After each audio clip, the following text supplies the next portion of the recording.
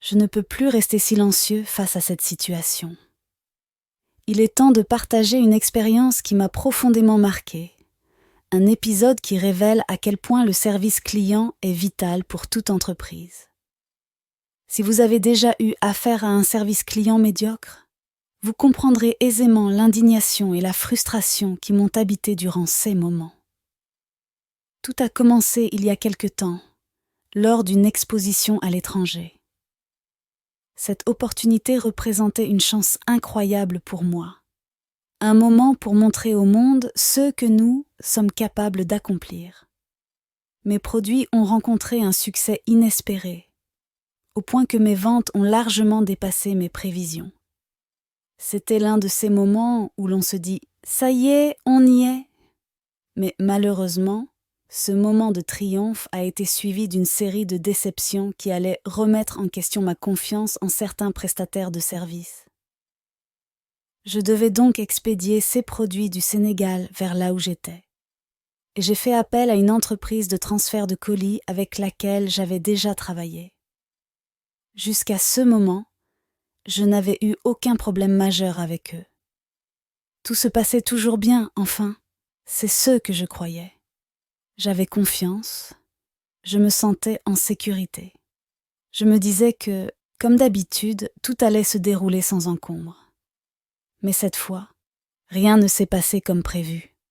Le premier signe que quelque chose n'allait pas est venu quand le colis est arrivé avec un retard inexplicable. Vous connaissez cette sensation d'attente, ce sentiment d'être à la merci de l'inconnu, où chaque jour supplémentaire vous fait douter de plus en plus de l'issue de la situation. C'est exactement ce que j'ai ressenti. Mais ce n'était que le début de mes soucis. Lorsque le colis est finalement arrivé à Dakar, j'ai découvert avec stupéfaction qu'il manquait des produits. Une situation inacceptable, et pourtant, elle ne faisait qu'empirer. Immédiatement, j'ai pris mon téléphone pour contacter le service client de cette entreprise. J'étais persuadée qu'une solution rapide et efficace serait trouvée.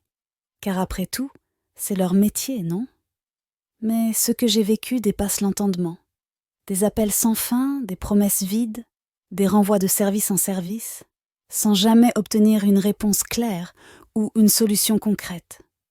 Chaque fois, on me disait que l'affaire serait réglée sous peu. Mais ce « sous peu » n'est jamais arrivé. Les jours passaient et mon sentiment d'impuissance ne faisait qu'augmenter.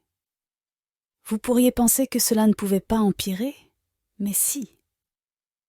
À mon retour à Dakar, j'ai tenté de relancer la situation, espérant que le face-à-face pourrait changer la donne. Mais là encore, j'ai rencontré un mur. Aucun remboursement, aucune excuse, juste une indifférence glaciale qui m'a laissé abasourdi. Comment une entreprise peut-elle traiter ses clients de la sorte? Comment peut-on manquer à ce point de respect et d'intégrité?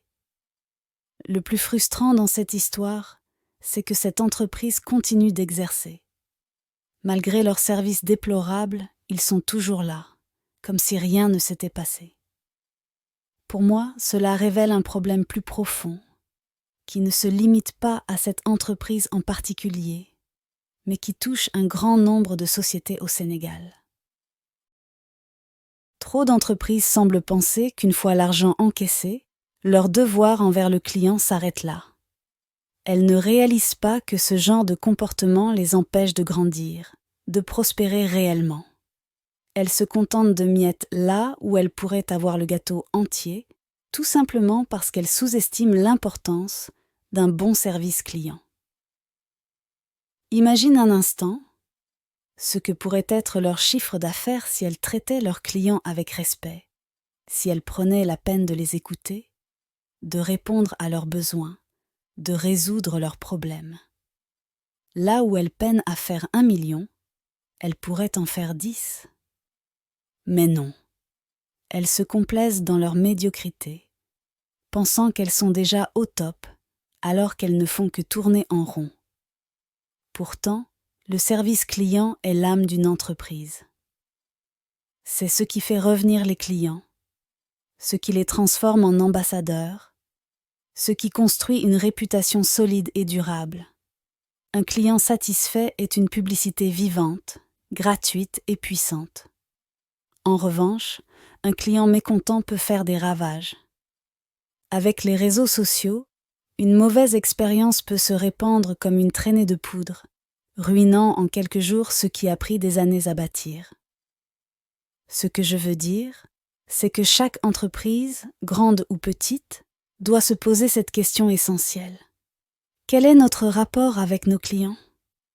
Sommes-nous là uniquement pour prendre leur argent ou sommes-nous là pour créer de la valeur, pour bâtir une relation de confiance sur le long terme? C'est une question qui devrait hanter chaque entrepreneur, chaque jour. Car le succès d'une entreprise ne repose pas seulement sur la qualité de ses produits ou services, mais aussi, et surtout, sur la qualité de ses relations avec ses clients. En racontant cette histoire, je n'ai pas l'intention de salir une entreprise en particulier, mais plutôt d'alerter sur un phénomène qui, à mes yeux, est trop fréquent dans notre pays. Le service client ne doit pas être une option, une formalité à remplir, mais une priorité. Il en va de la survie et de la prospérité de nos entreprises. Chaque client perdu à cause d'un mauvais service est une opportunité de croissance gâchée. Aujourd'hui, j'ai digéré cette affaire. Je pourrais vous dire de quelle entreprise il s'agit. Je pourrais révéler leur nom pour que vous sachiez à qui vous avez affaire. Mais ce n'est pas le plus important.